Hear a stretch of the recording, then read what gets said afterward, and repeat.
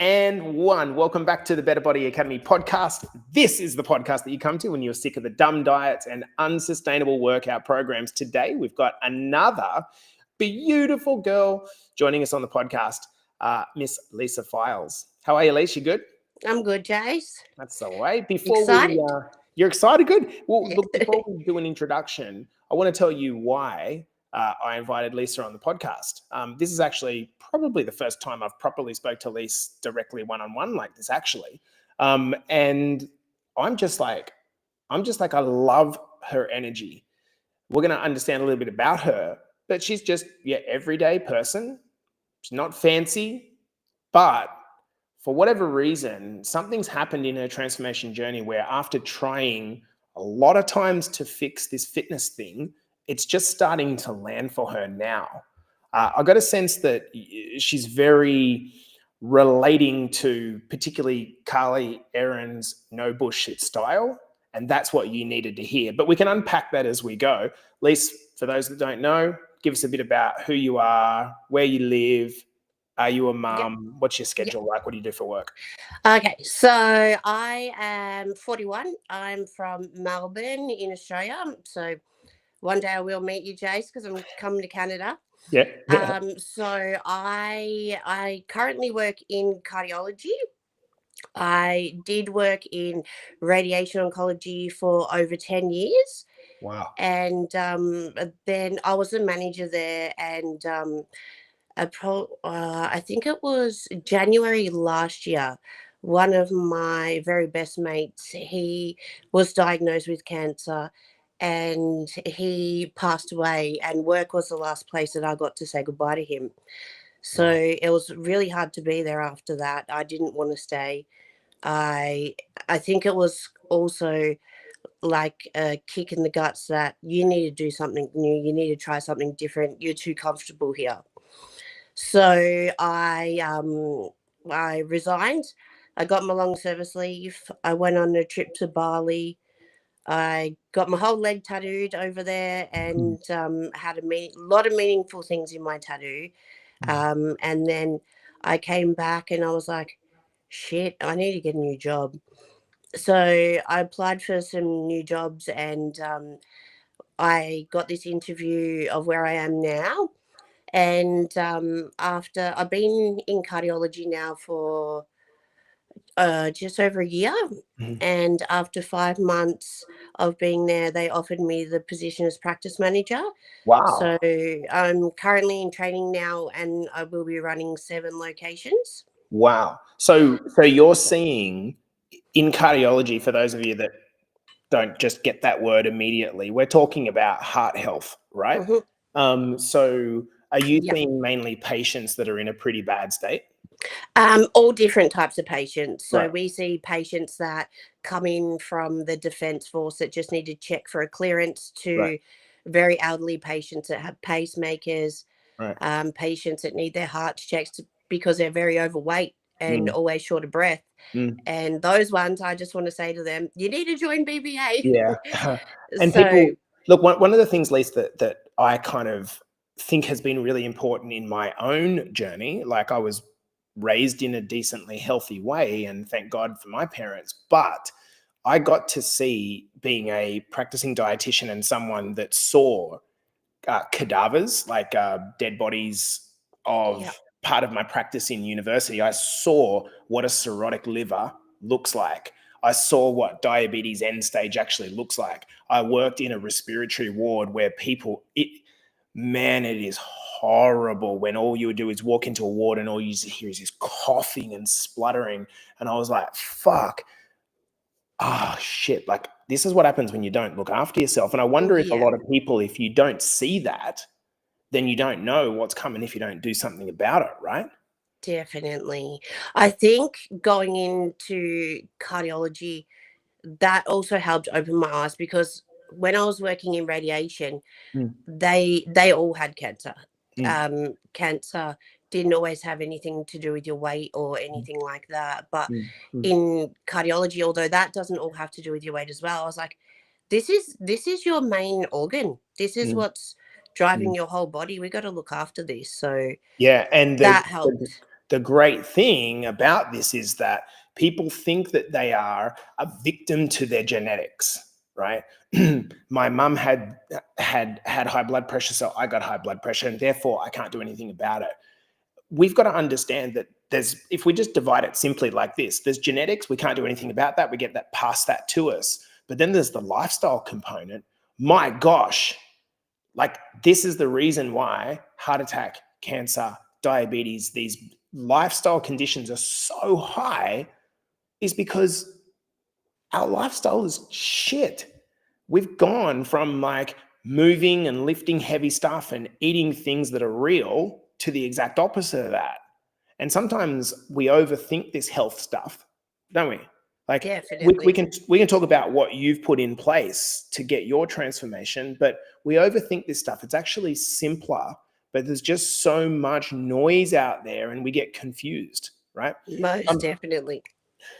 Do you have kids? Yes. So I have one daughter, she's 7, and I also have custody of my niece. Right. She's just turned 18, so I've had her for about the last 6 years. Wow. So you're a working mum and you're busy, right? Yes. Yes. Knocking on the door, you don't need to disclose, but knocking on the door of 41, Perry's coming, the feelings of like, oh gosh, like my body's changing. If you resonate with that, ladies and gents, totally, it's a difficult time of our lives. It's a transitional time. And I'm speaking to that as a third person, of course. Let's go to you, Lisa. Let's talk about where you were. So checking your notes, you started back in March of this year. The end of March I started, yes. Right. Yeah. How tall are you? 163 centimeters. Okay, so you're like a 1 meter Peter, right? so you're not. I think massive. It's like 5'3" or 4. It's not tall for a girl. Okay, so and at your top weight, you were pushing 94 kilos at 160 something centimeters. So, like, why did you start? Like, what was life like back then in terms of that was only 6 months ago, less than 6 months ago. What was the struggle like? Everything. Like, we moved into a new place and it's a 2-story, and every time I looked, oh God, I got to go up the stairs. I'd ask my daughter, can you run up and grab mommy this, run up and grab mommy that? And she's like, why do you always have to ask me? Because I just couldn't be bothered. And everything was a struggle, and like walking was an effort, and I never felt like I had enough energy to do anything, especially to do things with my daughter and my niece. She's a teenager now, so she does all of her friends' stuff, but mainly my daughter.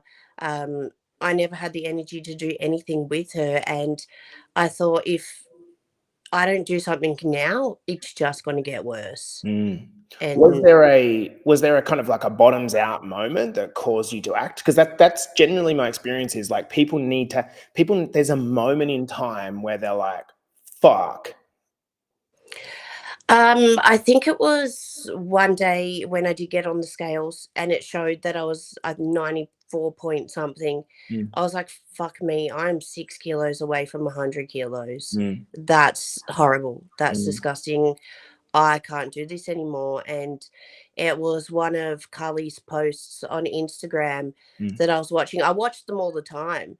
And then I don't have a moment that happened where I was like, I have to do this. It was just watching Carly's post and went, fuck it, I'm gonna contact them. I'm gonna see what this is all about. And I did.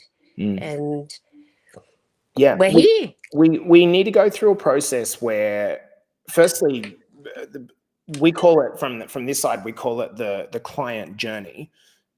The person needs, most people are blissfully unaware at the start, and that's not an insult. You just don't know what you don't know. There's things that I don't know about parts of the world clearly, right? Because I'm not educated in those things, and so a lot of people just are existing, not realizing how difficult their life actually is, or how much harder it is than it could be. And then one day they just see a post on Instagram, or they try to put on a dress for a wedding, and they're like, "Fuck," and they become problem aware. Yeah. Once you become problem aware, then you start to go, maybe I'm open to trying to solve this. What options are in the market to solve it? what did you had you tried, if anything, in the start, Yes. to solve this weight problem? Like, what in the past have you done? So I tried shake diets, the light and easy, the meals that all different meals that are getting delivered to your house. I tried the one of the injections, not the Mounjaro, the Wegovy. Mm, That was terrible. That gave me horrible side effects and made me tired and feel sick all the time. mm, And then I thought to myself, this is ridiculously expensive. And as soon as I stop this, it's all going to come back on anyway, mm. because I have no idea if the food that I'm eating is right, if anything that I'm doing is right. It's all well and good to go to the doctor and him say, here, have this injection. But Mm. then what do I do What do you do? after that? Yeah. And So just for the record, I think that if you are on Wegovy or Ozempic or any of these, I do think there is absolutely a place for these. But as Lisa said, it's not a replacement to lifestyle. The two need to come definitely. hand in hand. In fact, mark my words, over the next 10 years, the explosions in peptides, to which GLP-1s like Ozempic, they are peptides. These will be the biggest explosion in medical, right? The pharma companies are shitting their pants about how big this is going to be.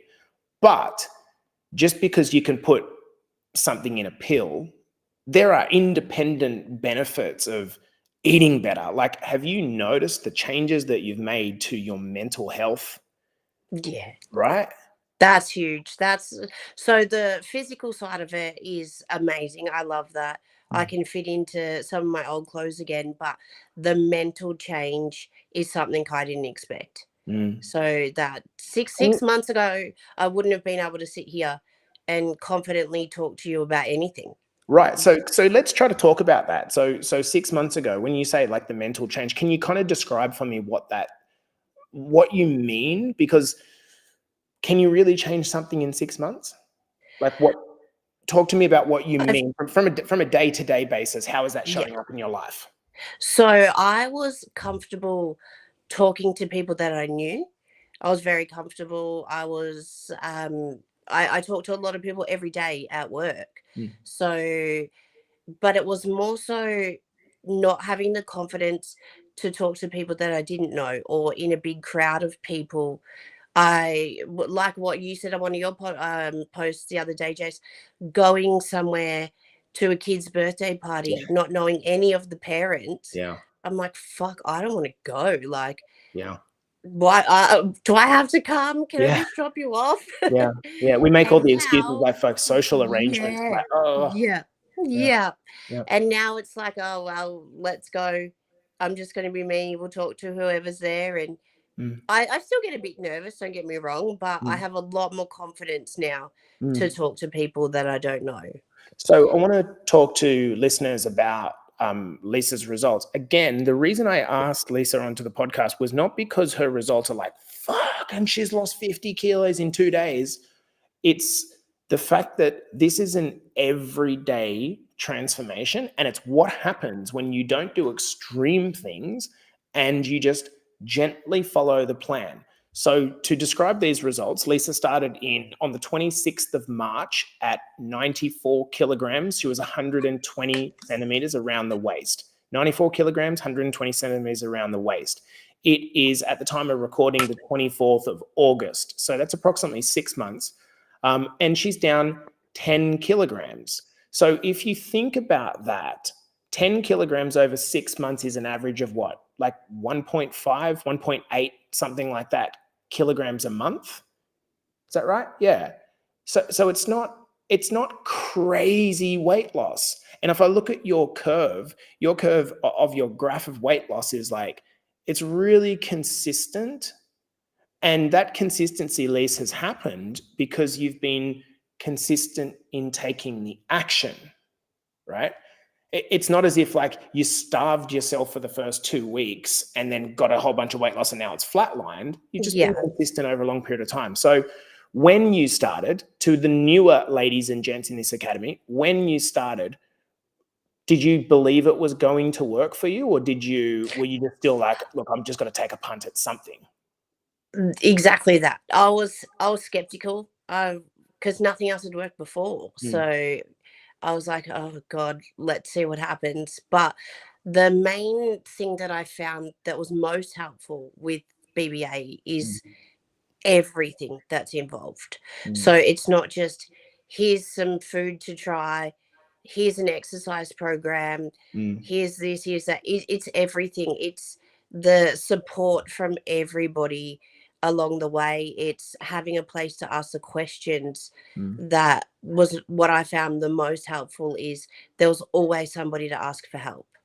And I've got Grant, which I love when men take admiration towards women. Grant said, "This is a cracker of an episode, absolute gold," because you resonate with the everyday person, Lise, right? Like you're not this like prissy woman. You're just like you're out there in the trenches doing the hard yards and being consistent. My question for you is, when things get hard for you and you kind of do you have these like fuck it moments, these self-sabotaging moments in your mind? of course, yeah, Yeah, they're still there. yeah. Yeah. How do you navigate those moments? Well, yesterday there was a whole heap of chocolates at work, and I was like, "Fuck it, I'm just gonna have one." And then I was like, "Oh, do you want it, or do you want it because it's there?" And I was like, "I only want that because it's there, and I'm so Mm, used to having it." yeah. And I was like, If I have that, then I'm not going to be able to have my ice cream when I get home because that's not going to fit into my calories for the day." So I was like, "Nah, you're not having it. You can try and have it again tomorrow if you want it tomorrow and it fits in." So there's always questions, but then from you guys, I've learned why do you want it? Mm, So mm. that's what I find helpful as well. So So the thing that kind of comes to me there is that, and I've said this a number of times, you win your transformation in the 5 seconds that precedes each decision that you make on a day. Now, you'll make 3, 4, 5,000 decisions over the course of a day. Most of them are subconscious. But if in the moment you can kind of bring some awareness and say, do I really want that? Like, for example, I haven't had a beer in 2 months, 3 months, something like that. But last night I was at a restaurant with Dom. Dom didn't have a beer. And I was like, you know what? I feel like a beer. And then I was like, do I actually want this beer? Or is it just because I can see it on the menu and I'm in Bali? And I'm like, no, I want a beer. yeah, And I had one beer and a beautiful meal with beautiful, and that's really the approach that we're trying to bring. We're not trying to sterilize our life and fucking eliminate everything.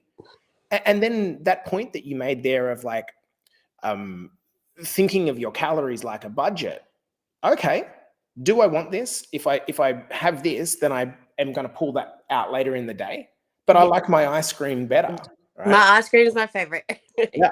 So what are the indulgences that you still allow yourself? Like, how do you structure that on a kind of weekly basis? So my favorite, my always even before joining was always ice cream. I Mm, love ice cream. yeah. But now it's the good ice cream, the high protein ice cream, and there's only so much of it I'm going to have. So Yeah. I think it's what makes it easier now is that I want this for me. It's not Mhm. just a I'm Oh, going to try and see what happens. It's like I spoke to Carl's, I think it was last week, and I said to her, I'm so glad that I've decided to be selfish for a change. mm, Um, if I'm okay with making sure that everybody's okay, if I have these rules for my daughter that no, you can't do this, this is bedtime, this is happening because of this, why can't I have rules for me? And why can't I make sure that I'm okay and look after me for a change? And when I joined and when I saw the changes, it was like, nah, this is I'm going all in with this, and this is a forever thing. yeah. This is so good, Lise. It's such a maternal thing to self-sacrifice, isn't it? It like goes hand in hand Definitely. with being a woman, right? And these like gender ideologies still appear. You know, the man's out working and he then when he comes home, he kind of down tools and, you know, wife's got, like, I think there's a place for that. But at the same account, like, a woman has to be able to say, you know what, like, I need my time. Like, Yeah. I need my time. And it's not I need 5 hours a day. It's I just need a little bit of bandwidth to pull back and direct to myself. Have you become a better mum as a consequence? Yes, 100%. 100%. I definitely don't get as frustrated or as angry as Mm, easy. mm, I From here as well, I've learned patience. I've learned that everything doesn't have to be right all the time, mm. and if I fuck up, then I try again.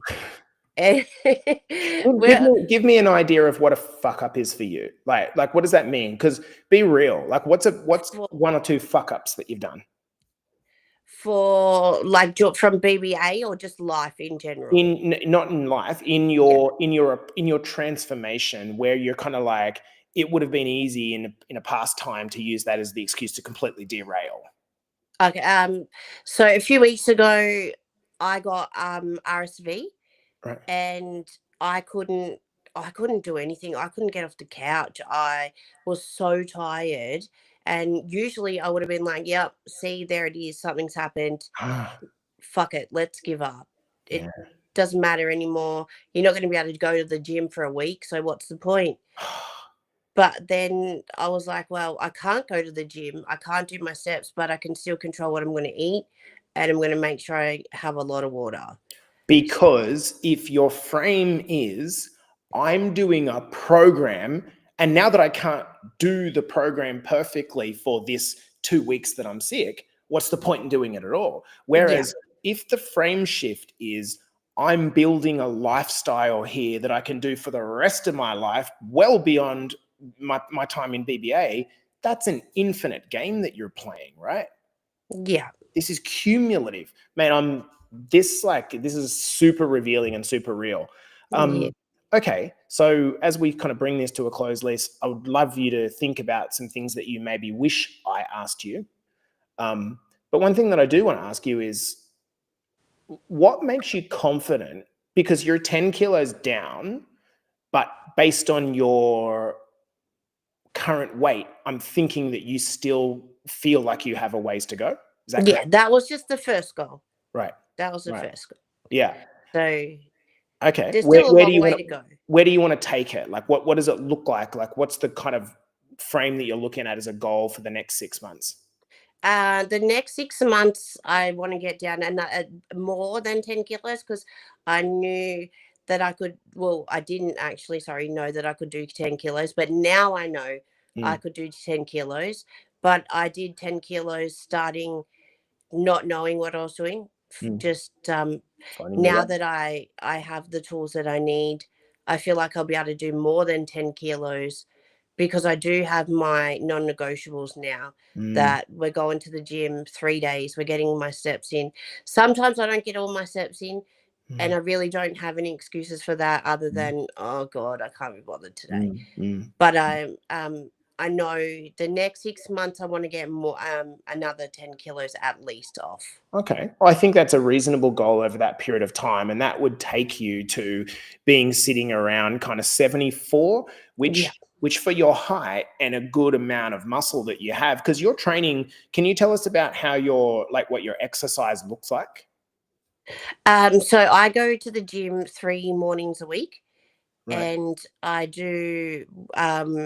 I, some days I follow the guide in my program, Mm, but mm, I find that my gym has got so much more busier mm. that I'm waiting around to use machines. Right. So I'll do 2 arms, 2 legs, and 2 abs. It doesn't matter what it is. Right. So Saturdays you take a little bit of an ad lib thing, but for the most part, do you train Mondays, Wednesdays, Fridays? Yes. Yeah. Right. So you've got some structure in there. And I Yeah. think that for a lot of people, that is a good way to think. If every day you're going into the new week and you don't know what day you're going to allocate to exercise, it's impossible. One of the things that we brought away, Lise, from the coaching conference, and I think it was quite shocking to Carly and Erin to realize how important this is the power of your calendar, right? If you do not have a calendar and each day you wake up and you're like, okay, what am I going to do today? Where's your attention going to go? Your attention's going to go to the thing that screams the loudest, not the thing that's the most important. Yeah. Right? So you're just constantly reacting. If you get if it's that you want to train twice a week or 3 times a week, put them in your calendar. Put in your calendar, when are you going to do your 10,000 steps? If you can't see that, oh, there's an hour to do my 10,000 steps at the start of every day, then don't even wishfully think. Instead, say that, look, I'm going to do 2,000 steps in the morning between 6 and 6:20. I'm going to do 5,000 steps at lunch. Like, plan it out so it's actually more likely to happen. Yeah. Guys, if you have any questions that you would like me to ask Lise, pop them in the comments and I will ask her. Lise, is there anything that you wish that I'd asked you over the course of this podcast you think is valuable about sharing? Oh, I don't know. Let me read for you. Pascal's saying, very inspiring, Lise. Have to do it for yourself first in order for you to be there for your kids. Flipping it up. Tim McIntyre says, this episode is so down to earth. Awesome listening to you, Lise. Mate, the boys are flocking over you, Lise. So good. I hope you got a man. Maybe I read. Right. Cool. All right. So I'm going to be a little bit self-indulgent. For anyone that's listening to this and they're not in Better Body Academy, I don't want you to give a shitty sales pitch. I want you to just tell us, like, why should a person who has listened to this and thought, who the hell are these two people? Like, why should this be something that they should consider getting involved in themselves? I think it's the everything. You coaches have the tools for the nutrition, the guide to help know what to do at the gym. I think it also as well, it's everybody else. It's everybody in the group. It's you coaches are the main go-to if I have a specific question about a lifting thing or should I change this at the gym. But it's all the support from the hundreds of women. Like, where in the world can you go where there's hundreds of women that just want to see you do better? Actually, want to have your back. Yeah. So to take the words out of Roseanne's mouth, it's definitely the community. No judgment, just pure encouragement and support. So good. Yeah. And Meredith says, thank you very much, Lisa, for sharing. So final question that I want to ask you is, how do you go getting up the stairs now, Liz? I run. I put a post up a while ago where I had my daughter. I was piggybacking her, and she's like counting 1, 2, 3, going up, and because I hadn't got my steps in for the day, I was like, let's get some steps in. And I was like, let's go harder. Let's get the steps in on the stairs. Oh, so sick. Sick. Well, I want to read out a comment from Carly who says, thank you, Lisa, for bringing so much value to our community and our coaching calls. You are coachable and one of the nicest person I've ever met. And from my perspective, Lise, and I say this to anyone that's willing to come on and kind of talk about their journey, just being vulnerable and kind of sharing is really, really important. But more important to me is that, look, I want to have a huge fucking impact in the world. But I realized a long time ago that, can't do this on my own. And so when people like yourself and Nikki Bassnett and these types of people just take it upon yourself, Timmy McIntyre, Pascal at the moment, Nick Friend. As soon as I start mentioning people, I've got to stop myself because I don't want to be ungrateful and forget people. This is a joint thing. And you are one of those people that you just give. And it's just so helpful to keep and create energy in this community, mate. So from me to you, publicly, thank you so much, darling. You're an absolute legend. Right back at you, Jace. Mate. Congratulations on your transformation too. Thank you. Guys, that's a wrap from Lise and myself. What a great podcast and fun this has been. This has been the Better Body Academy podcast coming to you for another episode. I'll see you guys on the flip. Peace. Bye. At least that was really good. So I'm going to stick around, and yeah, we're live still, but we're not pro mode, right? Okay. Yeah. We're not pro mode. So Nikki says, "I've never been anywhere where I felt so included." Oh, that's nice. Very true. Very true. How good is that? Yeah. So nice. Dino says, "Well done, Lisa. Amazing effort and enjoy the journey." I appreciate you, Dino. Cool.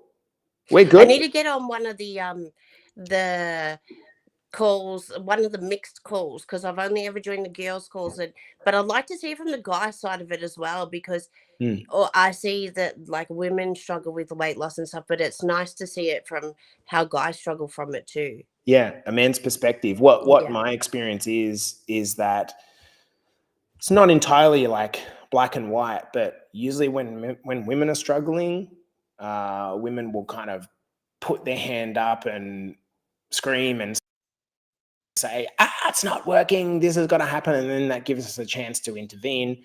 Whereas unfortunately, men just disappear. Yeah. They just put their head in the sand, and it's because there's this sense of like guilt and shame around, I'm not doing as good as I should. Yeah. You know, so the hardest thing is that, you know, to encourage a bloke to go, dude, like, who cares if you fucked up a little bit? You're a human, Yeah. right? Just come back to it, press reset. One of the girls this morning, I was reading one of her posts, and she was saying, oh man, D-pick, I'm struggling. It's been 2 months. I started well. And it's like, all you can say to the person in that situation is just press reset. Yeah.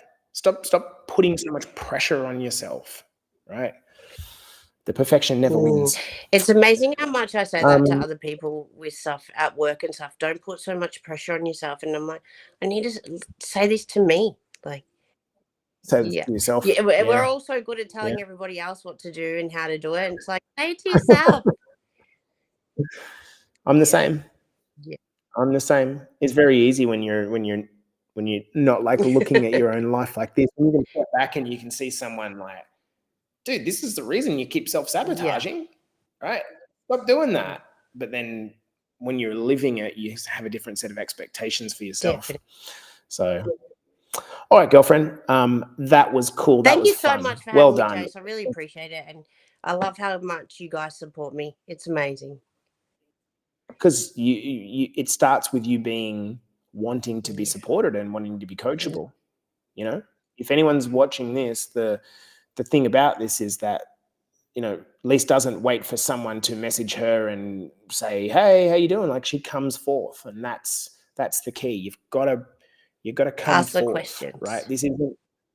Yeah, well, I mean, like, we can ask white people till the end of the earth, but like, then the moment you stop doing it, you've relied, and you know your success is built on having your butt wiped. Doesn't really work.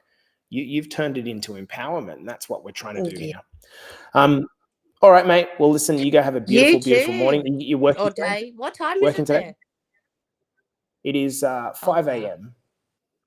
Yeah, we got a session lined up with Dom today, and pretty excited to film some stuff. Lovely. So it'll be fun. Have a great day. All right. Peace out, God. All right. guys. See you, buddy. See you guys. Have a good morning.